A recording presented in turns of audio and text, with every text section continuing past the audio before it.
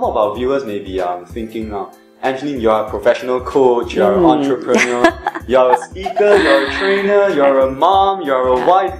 You wear so many hats now. Exactly. What are some of the things that you do to really manage your time and play these roles effectively?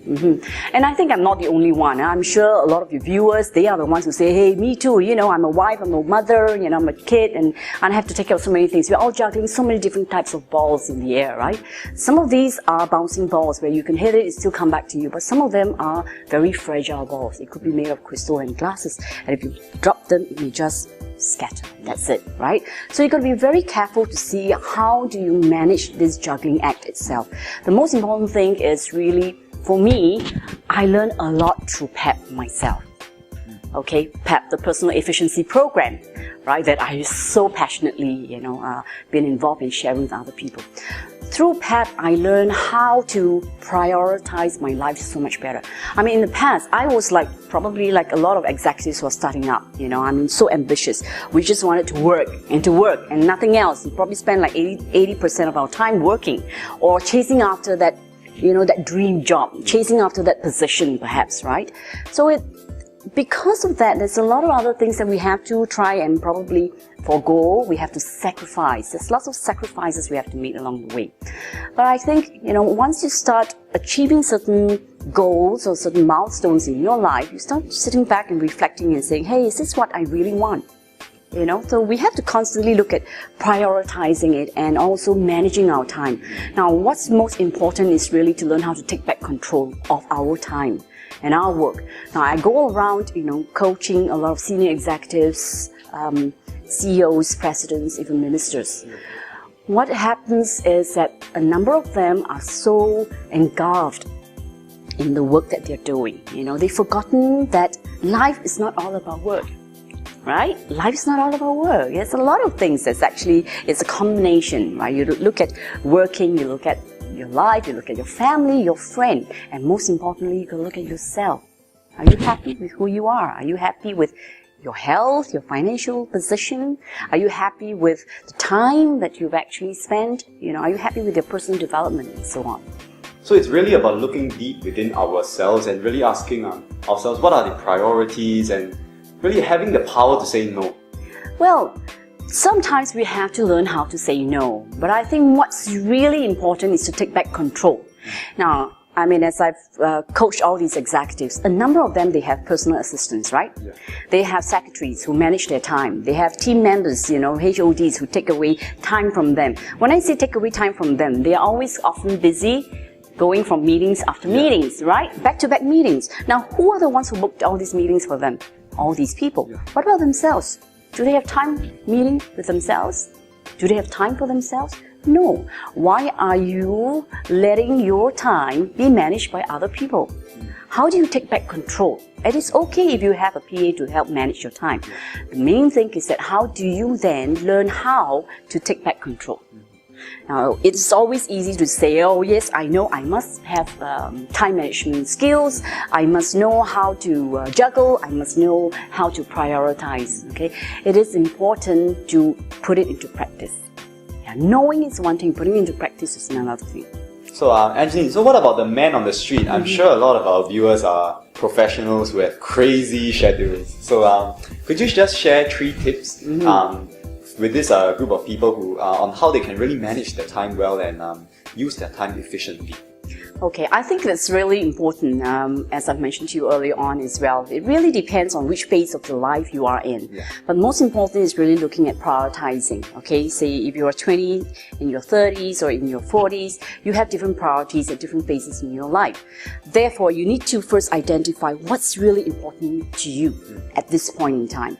If you are a newly married couple, for example, you might want to say, I like to spend more time with my wife, perhaps. Or if you are just starting on your career, you said, perhaps I like to make sure that I have a stable career, at least for the first 2 years. So you might need to prioritize a little bit more time in there. Now, having said that, I think it's really important to ensure that we do not spend like 90% or 100% of our time just pursuing in that particular goal, because life is very holistic. Okay, so we need to look at different aspects of our life. It's just like your wheel of life. Okay, there's so many things that made up to, that complete successful life. Because by working alone may not keep you healthy, right? By working alone may not make you happy as well. So you got to make sure you look at prioritizing. Okay, that's the first thing. Secondly, is to really be very disciplined and committed with your time and be in control. So none of us has more than 24 hours. Anybody has more than 24 hours? Not a second more, right? Every one of us has the same 24 hours in a day. How is it that some people can do more and some people just find it so difficult, right, to complete those simple tasks? So it's really got to do with how we go about to plan those time that we have, the 24 hours that we have. The most important thing I would do personally is to make sure that I have sufficient sleep at night. That's really important, you know. So I must get my 7 hours or 8 hours of sleep at least in the evening. Less that off, you know, you look at the number of hours you have in the day again. And then you start prioritizing and saying, you know, how much time do I want to spend in all the important things? So you put in all those important things in the time that you have first. And then what are the buffer time that you know, is left for you in that day or in the week? Then you can start putting in other activities in there. Now, if you find that by planning that way and you realize that, oh my gosh, you know, 80% of my time is really spending in the office or probably even bringing my work home, you've got to ask yourself, there's a big question mark there. Is this really what I really want? Maybe, yeah? But then again, that may not be healthy for you. Okay, so that's the second thing. Be really disciplined and committed, as in how you are taking back control of your time. The third thing is that be flexible, because I mean, yes, we may have our daily plan, our weekly plan, we may have things in place. Be flexible. There are times whereby, you know, we are not in control of certain situations, right? So ensure that when we are planning, we do have buffer time. We have buffer time to cater for the unforeseen. We have buffer time to cater for the reactivity that we need to do, right? So be flexible in terms of making those changes. And every day do a review, you know, on how you have actually planned your time. Have you achieved the goals that you set to do, right? If you have not, then seeing how you can make those changes and massage it as you move on. So I think that's really important. You know, these are the three top things. Prioritize, be committed and be disciplined, right? Take back control of your time and be flexible to make changes along the way. So Angeline, you have trained thousands of people from all around the world, from executives to ministers like you mentioned, and also people from various organizations and corporations. In fact, from what I read, you have been recognized as one of America's top 10 performance experts in the book Extreme Excellence. So drawing from your experiences, what would you say are the 3 key skills that people, that everyone in fact should equip themselves with to succeed, be it in the personal arena or the professional arena? Right, in fact, there are a number of skills. I would say 3 sets of skills, perhaps, yes. Before you become very successful in terms of managing the various organizations, I think right on top of the list, or right at the bottom, in fact, I would say the foundation block itself, is to ensure that you first gain control of yourself. And that's personal mastery. Personal mastery would involve, you know, knowing how you can take back control of your work, your life, right, your time, and so on. Once you have actually established that skill set itself, then that's where you can bring yourself up to the next level, which is team mastery. And that's where you're talking about managers and leaders being able to manage the team. Can you imagine a leader who trying to manage the team and there he himself unable to manage his own workload? There are lots of them out there, right? Correct? So therefore, this is really the fundamental. To first be able to have that personal mastery, then you move on to the team mastery, and finally, organization mastery. So these are the 3 sets of skills. I think that's really important. So you are talking about leadership. So just like to ask you, what are some of the traits of good leadership? And so basically, how can our viewers become better leaders? What are some of the steps that they can take? Okay, I think the 3, as I've mentioned early on as well to you, I think most leadership gurus will probably tell you that, you know, to be a great leader, you must have the traits of, you know, leadership skills, communication skills, and all those things, right? I'm sure you heard it all, right? But I'm going to come from a different perspective. I would say to become a good leader, firstly, you must stay humble. Stay humble as in be willing to learn as much as possible from other people as well. Be willing to accept that you don't know everything, right? Second, stay connected. Be connected with the world. Be connected with the family. Be connected with your friends. You know, you don't live alone. Yeah, no man is an island, isn't it? So be connected with other people and be connected with what's really happening around the world, right? And thirdly, stay active.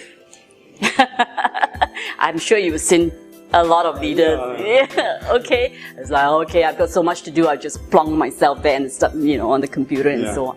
Stay active. It doesn't mean that you're a leader. You've got so much things to do. You forget about your fitness. You've forgotten about your exercise.